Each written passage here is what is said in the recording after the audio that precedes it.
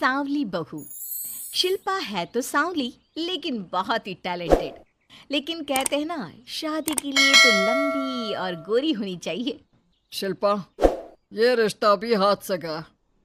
अरे कितनी बार कहा वो गोरी होने वाली क्रीम लगाया कर, लेकिन नहीं, किताब से सर खपाने से फुर्सत मिले तब ना।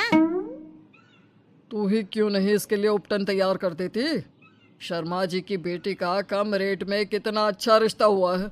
इसकी तो उम्र के साथ ही लड़के वालों की डिमांड भी बढ़ी जा रही है। शिल्पा को ये बातें अब बुरी नहीं लगती थी। लगे भी क्यों, बचपन से सुन जो रही थी वो ये सब कुछ। उसके लिए ये तो मात्र एक कान से सुनना और दूसरे कान से निकाल देने वाली बात थी। फिर एक रोज, पापा पापा मेरी नौकरी लग गई है।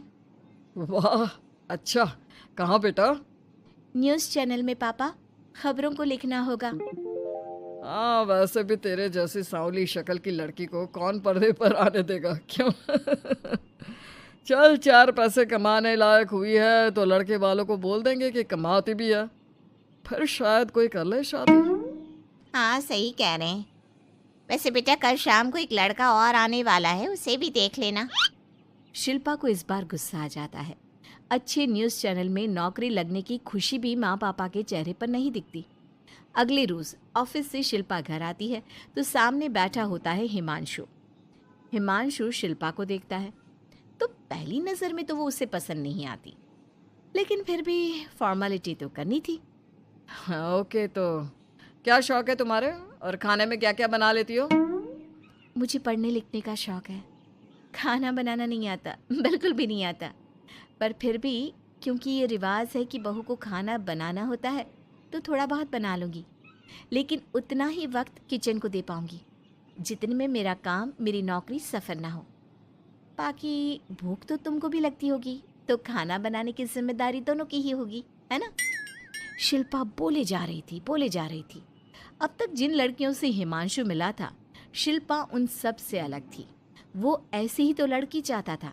शिल्पा से बात करने के बाद, ठीक है, फिर शादी 2 महीने बाद करेंगे।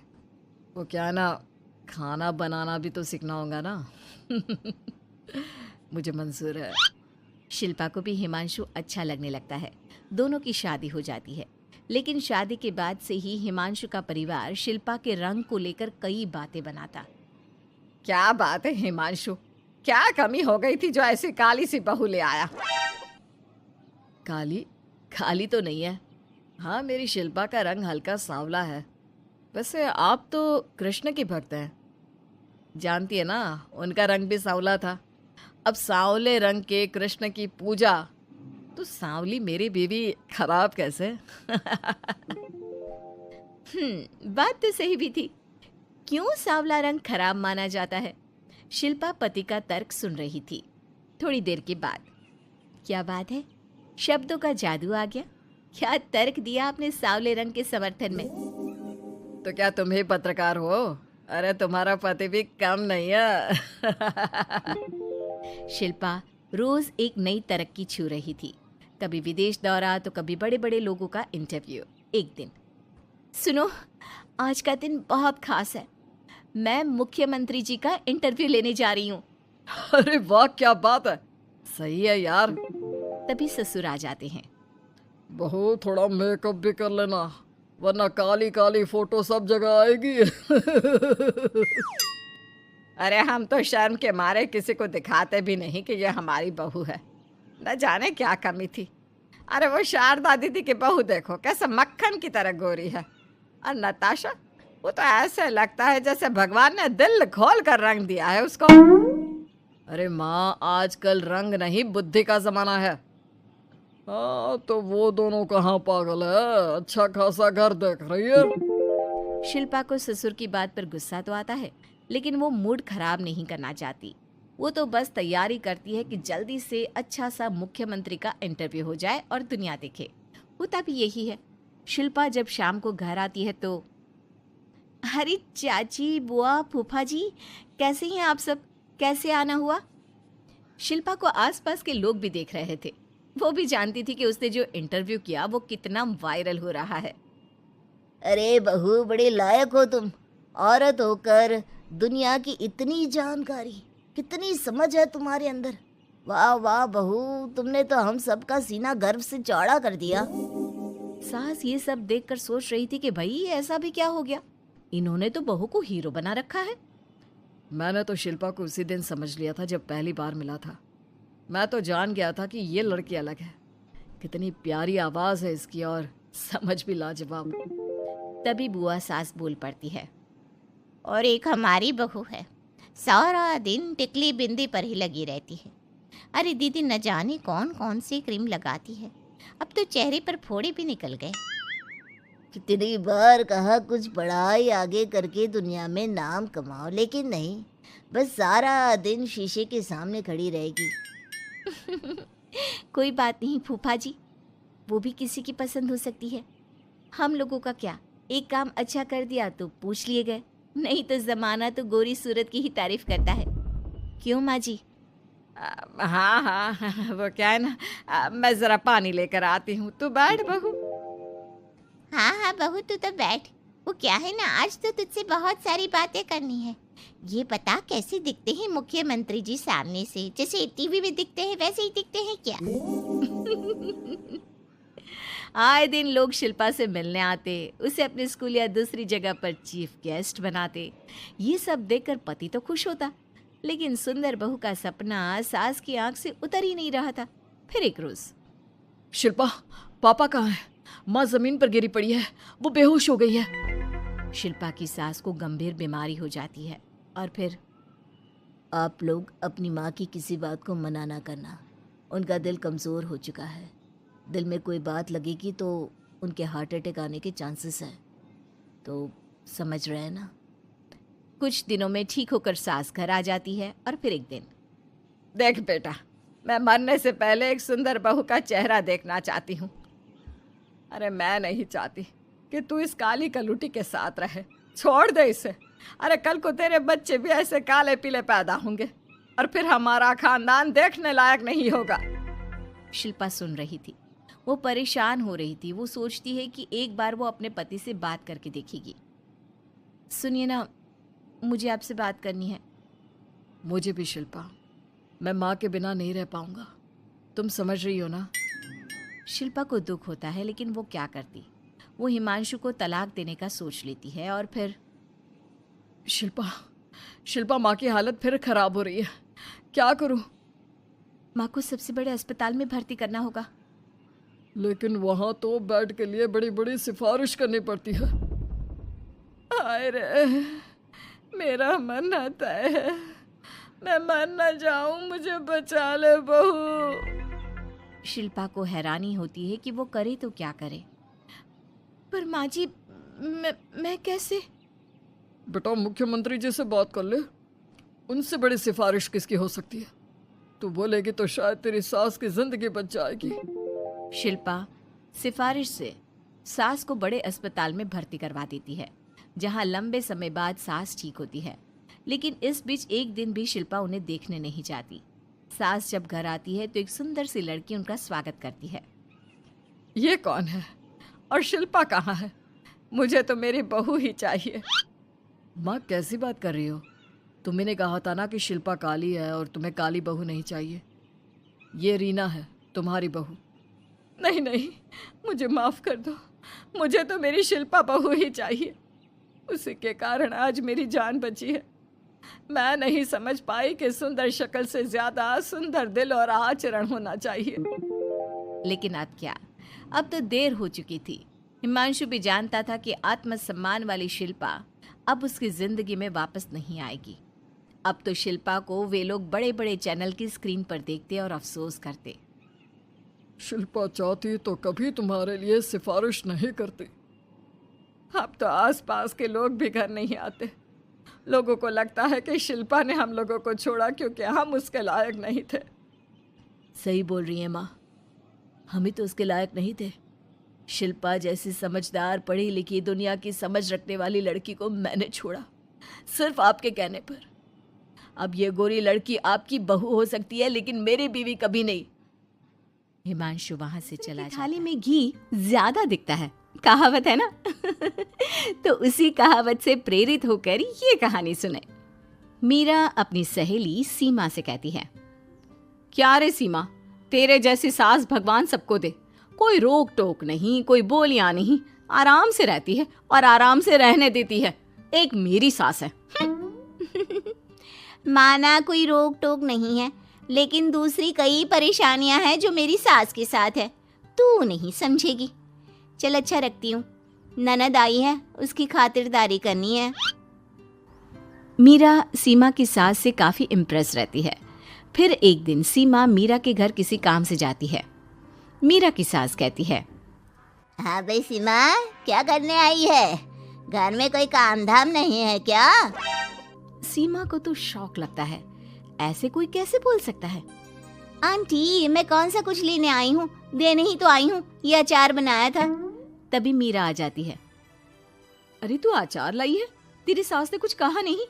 यहाँ मेरे घर पर तो सामान सड़ जाए, लेकिन मेरी सास मजाल है किसी को चवन्नी भी देने दे। अरे क्यों ना बचाऊं चवन्नी, मेरे बेटे की मेहनत की कमाई है। तेरे भरोसे रहूं तो सब लुटा दे। अब ले ले अचार उससे और दफा कर। मीरा सीमा से अचार लेकर उसे बाहर तक छोड़ने जाती है। अरे यार, तेरी सास तो बहुत अच्छी है।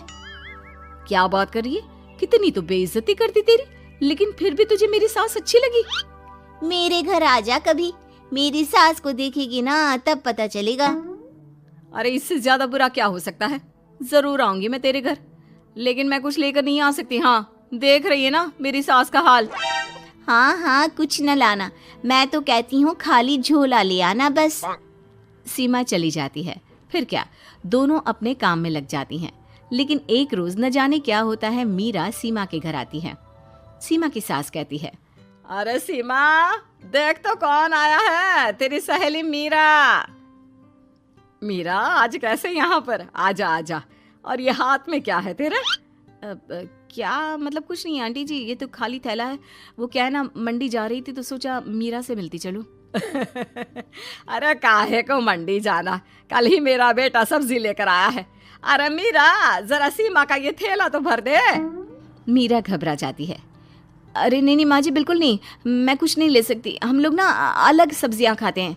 खैर, मीरा सब्जी तो नहीं लेती, लेकिन सीमा की सास तो न जाने क्यों कद्रदान हुई रहती है। अरे मीरा, जरा चिकन मटन बना ले, तेरी सहेली आई है। मैं फोन कर देती हूँ, वो दे जाएगा। और सुन, मिर्च जरा तेज कर देना। लेकिन मीरा तीखा नहीं खाती है माँ जी। अरे खाना चाहिए, अब सी करेगी ना तो नाक का सारा कचरा भी निकल जाएगा। हाय रे, कितनी अच्छी है तुम्हारी सास। हाँ, तभी आसपास के सारे यहाँ खड़े हो जाते हैं सुबह से ही। अभी 2 मिनट रुक ना, खुद पता चल जाएगा। तभी पड़ोसन आती है। अरे बहन जी, चाय का वक्त हो गया, सोचा चली आऊं आपके घर। अरे क्यों नहीं, वो क्या है ना, बहू की सहेली आई है तो चिकन बन रहा है, वो भी लेती जाना। मैं जरा ज्यादा ऑर्डर कर देती हूँ। और हाँ बहू, पकोड़े भी तल ले चाय के साथ। जा मीरा बेटी, सीमा की मदद कर दे जरा। मीरा सीमा के पास किचन में जाती है, जहाँ सीमा सास को कोस रही होती है। घर में कितनी मुश्किल से सब्जी और राशन आता है, लेकिन ये नहीं समझेंगी। अरे पिछले महीने भी 2 बार राशन लाना पड़ा था, लेकिन ये है कि सच्ची यार, फिर भी तू लकी है, तेरी सास कम से कम मेरी सास की तरह तो नहीं है। मीरा कुछ देर रहकर वहां से चली जाती है। दोनों बहुएं किसी तरह सास के साथ दिन काट रही थी कि एक दिन सीमा कहती है। नहीं नहीं माँ जी, बस करिए, तंग आ गई हूँ मैं आपसे। मैं अब आपके साथ नहीं रह सकती। एक बार, बस एक बार आप मेरी सहेली मीरा की सास की तरह बनकर देखिए। अरे कितनी अच्छी इंसान है वो, कितना सोचती है घर के लिए। दूसरी तरफ मीरा। माँ जी कैसी हैं आप? कुछ तो सोचा करिए, समाज नाम की भी कोई चीज होती है। बस एक बार मेरी सहेली सीमा की सास की तरह बनकर देखिए। अरे कैसे जी जाती है जिंदगी, उन्हीं से पता चलेगा। दोनों की सास को आता है गुस्सा। अरे भाई, कोई छोटे बच्चे तो है नहीं जो किसी के साथ तुलना कर दे और वो कुछ ना कहे।